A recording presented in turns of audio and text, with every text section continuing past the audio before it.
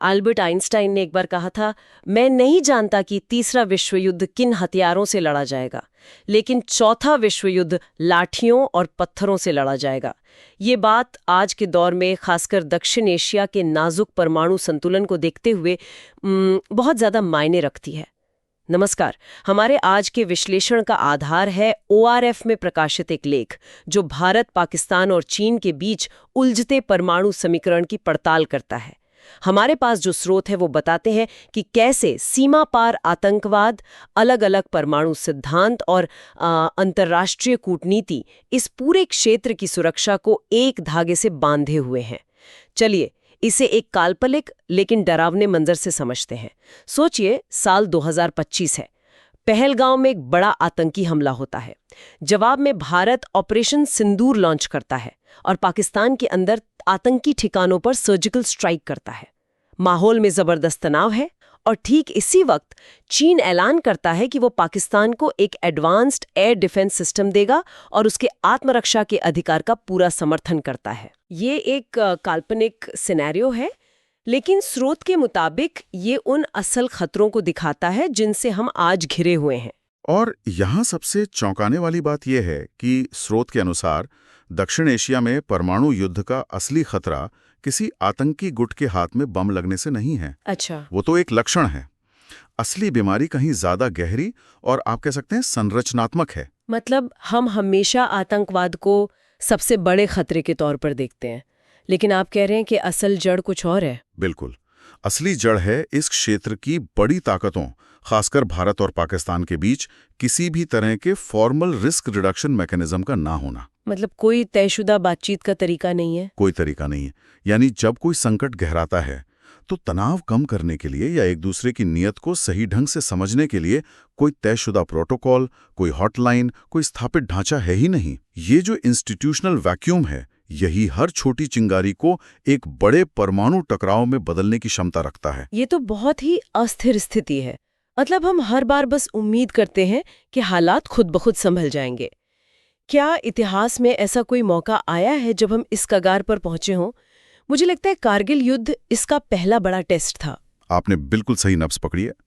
1999 का कारगिल युद्ध दो नए परमाणु शक्ति बने देशों के बीच पहला बड़ा टकराव था और इसने एक बहुत ही अजीब विरोधाभास को दुनिया के सामने रखा, जिसे स्ट्रेटेजिक सर्कल्स में स्टेबिलिटी इंस्टेबिलिटी पैराडॉक्स कहते हैं। स्टेबिलिटी इंस्टेबिलिटी पैराडॉक्स, ये तो बड़ा दिलचस्प लगता है।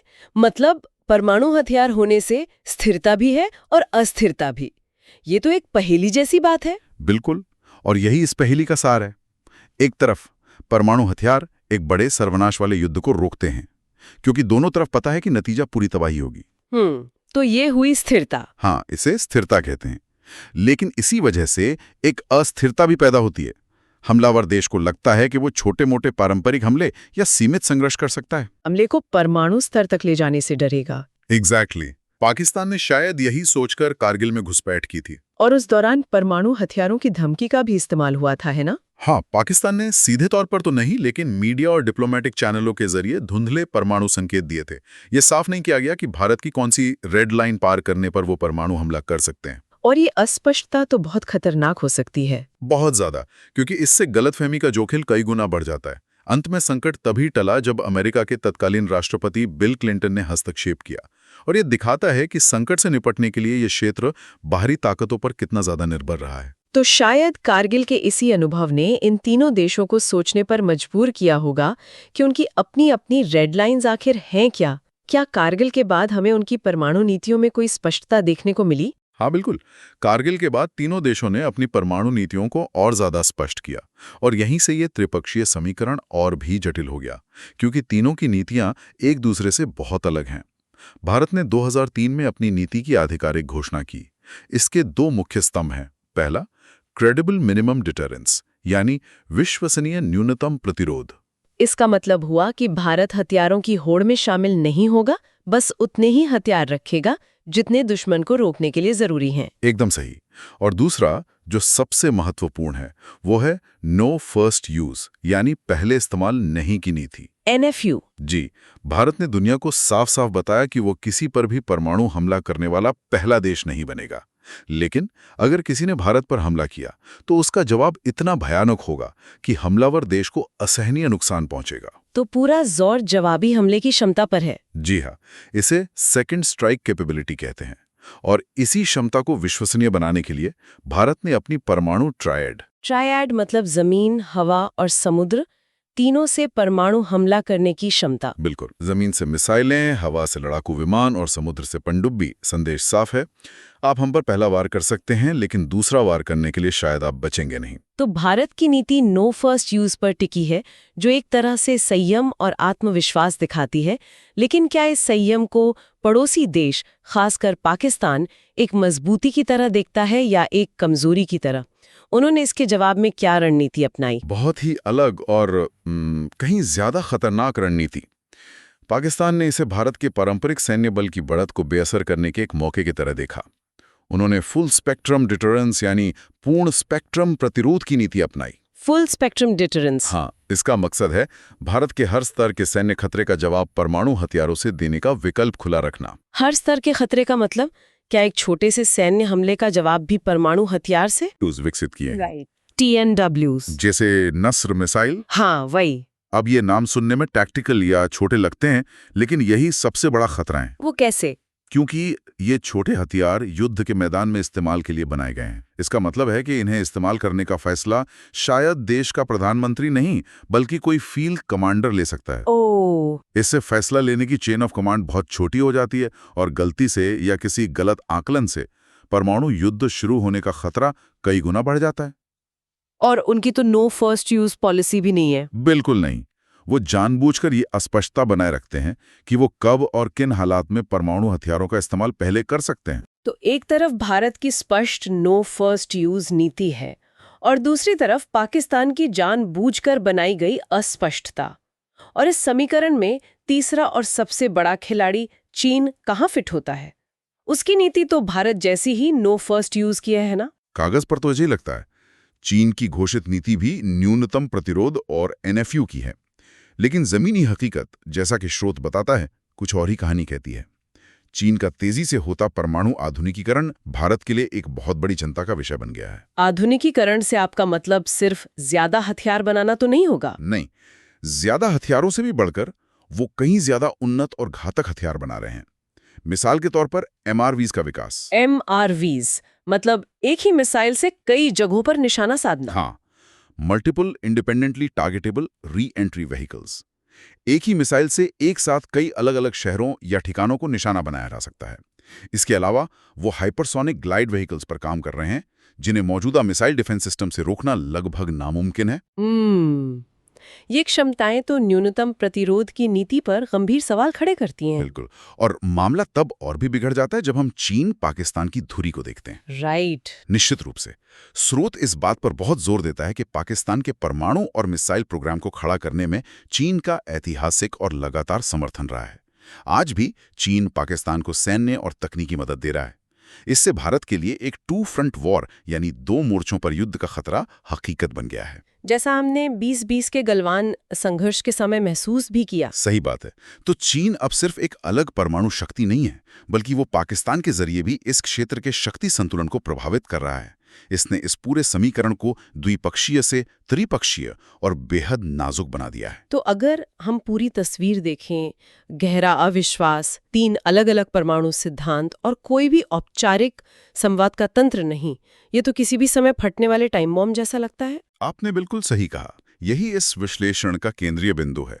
स्रोत कहता है कि इस उपमहाद्वीप में कोई औपचारिक शस्त्र नियंत्रण संधि नहीं है, कुछ भी नहीं। कोई रियल टाइम न्यूक्लियर हॉटलाइन नहीं है, आपसी निरीक्षण की कोई व्यवस्था नहीं है, और ना ही संकट को बढ़ने से रोकने के लिए कोई द्विपक्षीय या बहुपक्षीय समझौता है। यह एक खतरनाक संस्थागत शून्यता है। लेकिन कुछ छोटे-मोटे उपाय तो हैं, जैसे मिसाइल परीक्षणों से पहले एक दूसरे को सूचना देना। क्या वे काफी नहीं है? वे कॉन्फिडेंस बिल्डिंग मेजर्स जरूर हैं, लेकिन दोनों देशों के बीच भरोसे की इतनी ज्यादा कमी है कि ये उपाय नाकाफी साबित होते हैं। हर बड़े संकट में, चाहे वो कारगिल हो, संसद पर हमला हो या मुंबई हमला, हमें एडहॉक यानी कामचलाऊ डिप्लोमेसी और बाहरी ताकतों के हस्तक्षेप पर निर्भर रहना पड़ता है। ये कोई स्थायी समाधान नहीं है। तो अगर समस्या इतनी गहरी है तो इसका समाधान क्या है?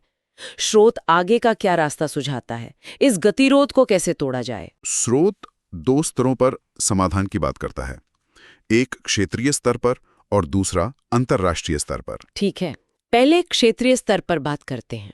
क्या भारत और पाकिस्तान के बीच किसी समझौते की कोई गुंजाइश है? स्रोत का सुझाव है कि भारत को इसमें पहल करनी चाहिए।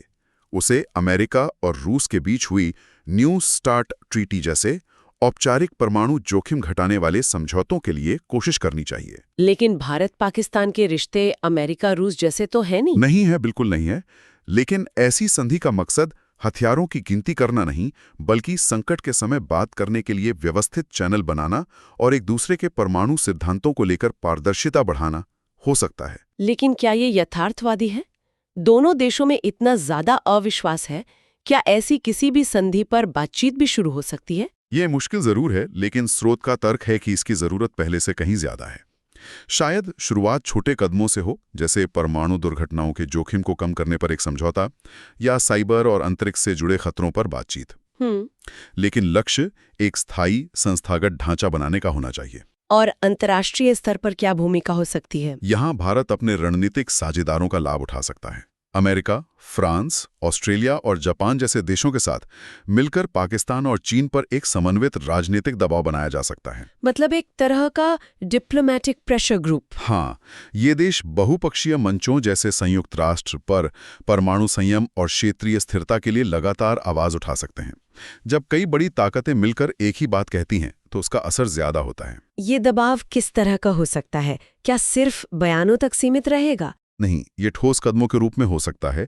उदाहरण के लिए ये साझेदारियां चीन से पाकिस्तान को होने वाले डुअल यूज टेक्नोलॉजी के निर्यात पर कड़ी निगरानी रखने में मदद कर सकती हैं। ड्यूल यूज टेक्नोलॉजी मतलब ऐसी तकनीक जिसका इस्तेमाल नागरिक और सैन्य दोनों कामों के लिए हो सकता है। जी, ये देश अंतर्राष्ट्रीय परमाणु ऊर्जा एजेंसी यानी IAEA की निगरानी को और मजबूत करने और न्यूक्लियर सप्लायर्स ग्रुप NSG के निर्यात नियंत्रण नियमों को और कड़ा करने के लिए दबाव डाल सकते हैं। इसका असल मकसद चीन और पाकिस्तान के परमाणु गठजोड़ को ज्यादा पारदर्शी और जवाबदेह बनाना है। तो आज की हमारी इस पूरी बातचीत का सार ये निकलता है कि दक्षिण एशिया का परमाणु संतुलन एक बहुत ही नाजुक मोड़ पर है और इसकी वजह सिर्फ पुराने विवाद या आतंकवाद नहीं, बल्कि 3 देशों के बिल्कुल अलग अलग परमाणु सिद्धांत और उनके बीच तेजी से बदलता त्रिपक्षीय समीकरण है। सिर्फ ये मानकर बैठ जाना कि हर पक्ष समझदारी से काम लेगा अब काफी नहीं है। बिल्कुल। श्रुत का अंतिम और सबसे महत्वपूर्ण संदेश यही है कि संकट के समय प्रतिक्रिया देने के बजाय हमें प्रोएक्टिव होकर परमाणु जोखिम कम करने वाले तंत्रों को संस्थागत बनाने की अत्यंत आवश्यकता है। एक स्थायी व्यवस्था की जरूरत है। जी, एक ऐसी स्थायी व्यवस्था जो किसी भी संकट को परमाणु स्तर तक पहुंचने से पहले ही संभाल सके। और इस प्रक्रिया को तेज करने में भारत के अंतर्राष्ट्रीय गठबंधन एक कैटलिस्ट, एक उत्प्रेरक का काम कर सकते हैं। और जाते जाते एक विचार, स्रोत औपचारिक संधियों और अंतर्राष्ट्रीय दबाव की वकालत करता है, लेकिन आज के दौर में जब राष्ट्रवाद और रणनीतिक होड़ अपने चरम पर हैं, क्या ऐसी संधियों के लिए जरूरी आपसी विश्वास का माहौल बनाना संभव है, या फिर दक्षिण एशिया को हमेशा की तरह कगार से पीछे हटने के लिए बाहरी शक्तियों के आखिरी पलों में किए गए हस्तक्षेप पर ही निर्भर रहना होगा? ये एक ऐसा सवाल है जिसका जवाब भविष्य की रणनीतियों और कूटनीति की दिशा तय करेगा। ये विषय UPSC मेंस और प्रीलिम्स दोनों के लिहाज से बहुत महत्वपूर्ण है और ये चर्चा उन सभी के लिए भी ज़रूरी है जो समसामयिक मामलों और अंतर्राष्ट्रीय संबंधों में गहरी रुचि रखते हैं। अगर ये विश्लेषण उपयोगी लगा हो तो कृपया लाइक और सब्सक्राइब करें। आपके विचार और प्रश्न हमें और भी गहरे जाने के लिए प्रेरित करते हैं। धन्यवाद।